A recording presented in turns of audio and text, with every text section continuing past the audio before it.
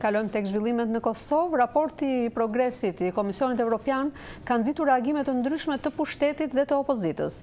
Përfaqësuesit e institucioneve theksojnë se raporti me gjithë vërejtjet është më pozitiv se sa i vitit kaluar dhe sfidat e përshkruara në të janë po ato që janë identifikuar nga vetë institucionet.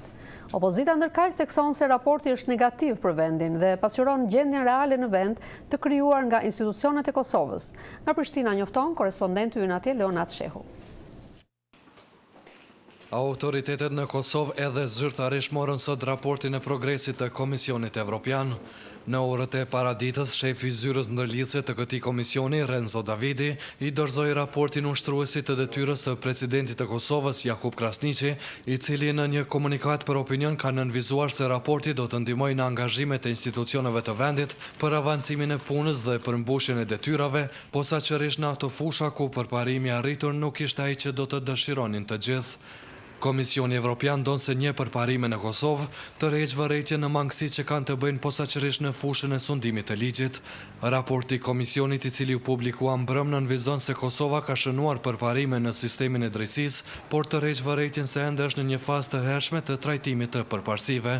Shqetësim serioz mbeten ndërhyrjet politike dhe ndërhyrjet tjera në këtë sistem. Ndërkaq ministri i integrimeve evropiane Besim Beçaj tha se raporti dëshmon përkushtimin e Bashkimit Evropian ndaj reformave në Kosovë dhe vlerësimin e bashkëpunimit të institucioneve të vendit dhe ato ndërkombëtare.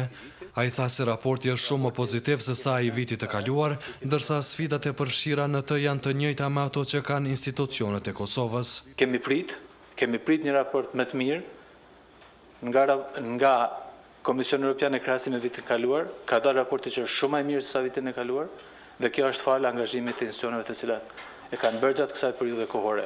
Normalisht, ky raport edhe një herë po e them, është dokument i cili do të merret të analizohet mirë nga institucionet e vendit, dhe të krijon një plan veprimi me cilin neve do të qasemi vitin e ardhshëm do të adresimit të gjitha këtyre sfidave. Raporti doli një ditë pasi që Kosova mbeti vendi i vetëm në Ballkanin Perëndimor, qytetarët e të cilët nuk mund të udhtojnë pa viza në zonën Schengen. Kjo nxiti reagimet të zyrtarëve të Kosovës, të cilët thanë se Bashkimi Evropian po përdor standarde të dyfishta në trajtimin e Kosovës, duke i caktuar asaj kushtet që nuk u ishin vënë vendeve të tjera.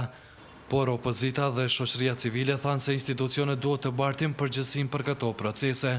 Ata thanë se raporti është pasqyrim i gjendjes në Kosovë, duke vënë theksin në mangësitë ku liria e mediave zë një vend të veçantë. Për Zërin e Amerikës, Leonat Shehu, Prishtinë.